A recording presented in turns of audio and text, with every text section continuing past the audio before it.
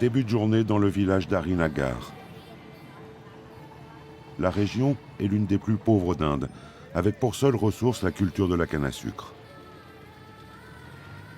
Hommes, femmes et enfants travaillent du matin au soir dans les sucreries pour broyer la canne qui constitue leur seul revenu.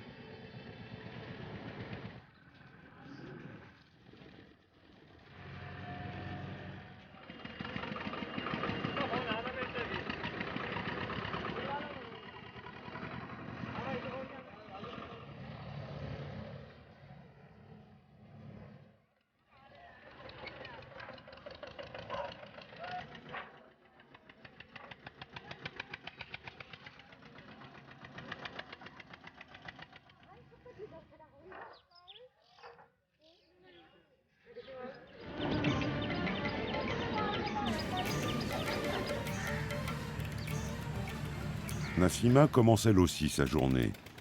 Pas de champ de canne à sucre pour elle. À 40 ans, Nassima est la daï d'Arinagar. Une daï, ici, c'est à la fois une sage-femme, une gynécologue et une pédiatre. Et on ne devient pas daï en faisant des études. La transmission de cet art se fait de mère en fille. Tous les jours, Nassima parcourt des kilomètres à travers le village pour rendre visite à ses patientes. Deepa est enceinte de 3 mois. C'est son premier examen de grossesse. Bonjour Deepa. Bonjour. Tu vas bien? Oui, et toi, tu te souviens de moi après tout ce temps? Bien sûr, je me souviens de toi. Est-ce que tu manges bien? Qu'est-ce que tu manges? Des légumes verts? Oui, des légumes verts, du lait, des laitages, tout ce dont j'ai envie. La consultation reste sommaire car Nassima ne possède aucun matériel médical. Elle fait donc tout pour convaincre ses patientes d'aller se faire examiner au centre de soins du district, à 12 km de là. Un examen régulier est important et au moins une échographie est absolument nécessaire. À 5 mois de grossesse, il faut que tu te pèses et tu verras, la sage-femme de l'hôpital va venir. Elle pourra contrôler ton poids chaque mois.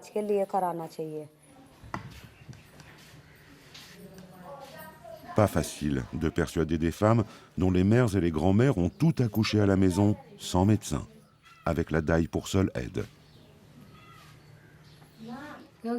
J'ai plus confiance dans ma daï. Parce qu'elle n'a jamais raté un cas. On peut l'appeler à tout moment. Elle ne peut pas refuser. On a une entière confiance en elle. Mais s'il n'y a pas le choix, Dieu nous en préserve, on ira chez le docteur.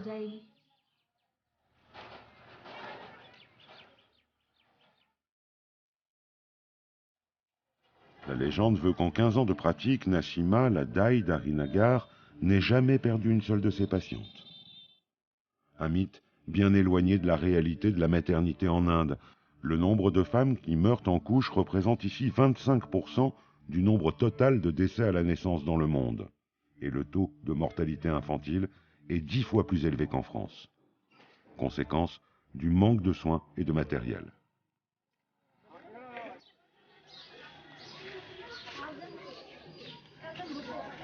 Deuxième étape de la tournée de Nassima, la maison de Savita.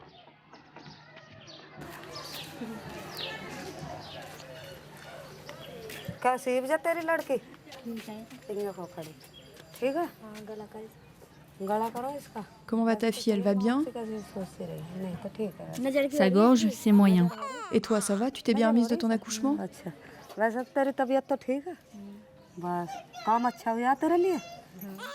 La jeune femme est mère d'une petite fille de 3 semaines.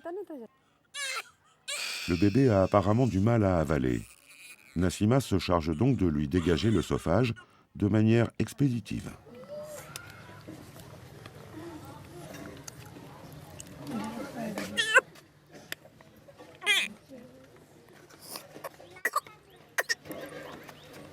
Son premier enfant, Savita l'a eu chez elle, mais pour sa petite fille, elle a accouché au centre de soins. Car le gouvernement indien, pour faire diminuer la mortalité périnatale, verse désormais une prime aux femmes qui donnent naissance dans des structures de santé. On m'a donné 1400 roupies. C'est le gouvernement. Il veut permettre aux mères de pouvoir s'acheter ce dont elles ont besoin. 1400 roupies, soit une vingtaine d'euros. C'est plus que le salaire moyen mensuel dans le village. Pas étonnant donc que les futures mères soient tentées par un accouchement médicalement assisté, d'autant qu'elles n'ont rien à débourser. Autrefois, l'hôpital n'était pas gratuit, alors que maintenant ça l'est. Et en plus, elle touche un chèque. Tout ce que vous avez à faire, c'est donner l'empreinte de votre doigt ou une signature, et vous pouvez prendre le chèque et rentrer heureux. Les 1400 roupies de ces patientes assurent également à Nassima le versement de ses honoraires, 100 à 200 roupies par accouchement, moins de 4 euros. Nassima ne voit donc pas de concurrence déloyale dans cet engouement de ses patientes pour l'hôpital. Au contraire, la DAI fait tout pour encourager ses patientes à s'y rendre. Une manière pour elles de s'assurer de leur bonne santé.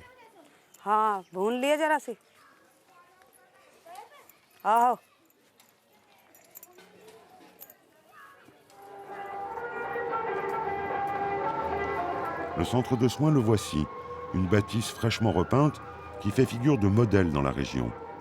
Aujourd'hui, il y règne une ambiance bien particulière.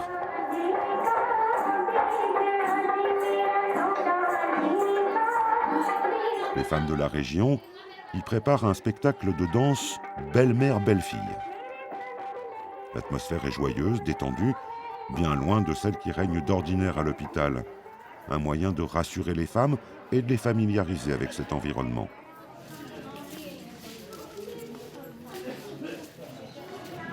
Les patients attendent leur tour dans les couloirs, car la consultation du Dr Singh fait le plein. Depuis l'introduction de la prime versée aux femmes enceintes, le centre est passé de 6 accouchements par mois à plus de 120. Et le personnel médical tente sans cesse de convaincre de nouvelles patientes.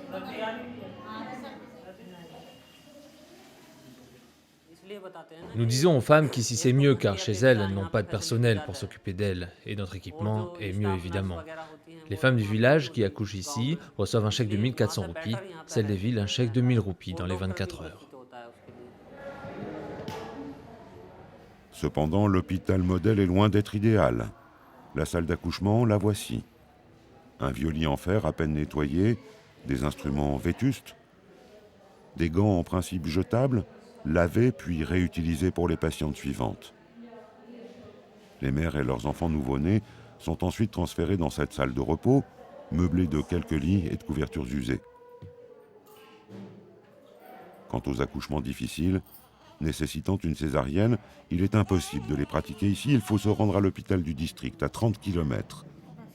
Et lui, il est payant. Pourtant, le centre constitue déjà un immense progrès pour la région, un premier pas vers des accouchements médicalement assistés. Cette subvention est versée par le gouvernement pour permettre de réduire la mortalité infantile et maternelle. La plupart des femmes dans les régions rurales sont anémiques, alors c'est bien pour elles qu'elles viennent chez nous, car elles ont souvent d'importantes hémorragies, et ici ça peut être contrôlé. Les autorités indiennes veulent à tout prix aider au développement des centres de soins. De nouvelles salles plus modernes sont donc en train d'être aménagées. Elles devraient accueillir des patientes très prochainement. Mais malgré l'augmentation du nombre d'accouchements au centre, toutes les femmes d'Arinagar ne sont pas encore en mesure de s'y rendre. La tournée de Nassima l'amène à présent chez son amie Chuniya. Tu vas bien? Tu voudrais pas te faire opérer maintenant? Tu as assez d'enfants, non? Et regarde dans quel état est ta maison. Tes affaires traînent partout. Chuniya a 10 enfants. Et la naissance du petit dernier s'est déroulée dans des conditions plus que chaotiques. Là, il y a Jatinder, Pinky, Arun, et aussi Jitendri, Omvir, Pinku, et lui c'est Vishal. Ils sont tous venus au monde avec l'aide de Nassima. Et pour lui, elle m'a emmené très loin sous la pluie. Il pleuvait des cordes et on n'avait pas de moyen de transport. Quand j'ai eu les contractions pour Vishal, Nassima n'était pas chez elle. Elle aidait déjà une femme à accoucher. Elle a été absente pendant 3 jours. Alors finalement, j'ai pris le téléphone de son fils et nous l'avons appelé. Et elle m'a dit qu'elle arrivait tout de suite. Elle est venue et elle m'a emmenée sous la pluie battante. On n'a pas pu trouver de rickshaw ou de charrette, alors on est parti à pied.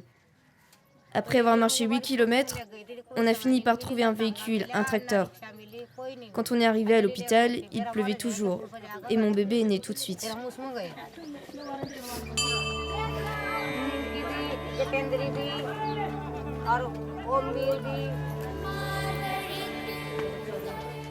La peur d'accoucher sur la route fait encore hésiter un grand nombre de femmes qui choisissent alors l'accouchement à domicile, avec tous les risques qu'il comporte. Nassima doit donc se montrer très persuasive pour convaincre ses patientes de l'importance du centre de soins. D'autant que les gardiennes de la tradition du village ne sont pas favorables à cette évolution. Kadjani est la doyenne des daïs de la région. Elle fait aussi office de pharmacienne et assure à qui veut l'entendre qu'elle a un remède pour chaque problème qui peut affecter les femmes.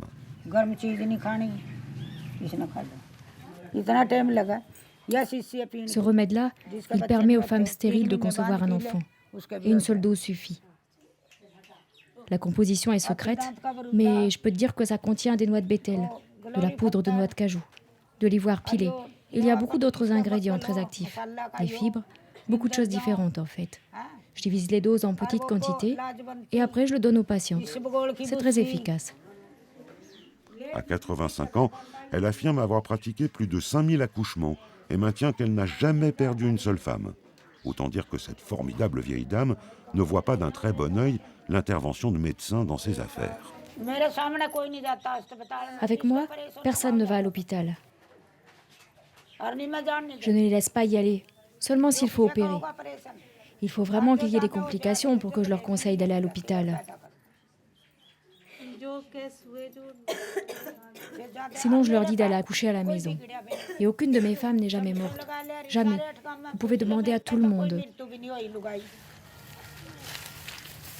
Malgré tous les obstacles, petit à petit, l'Inde rurale tente une modernisation de son système de naissance.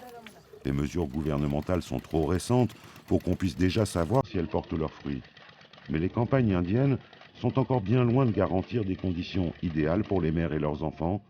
Donner la vie ici reste toujours extrêmement périlleux.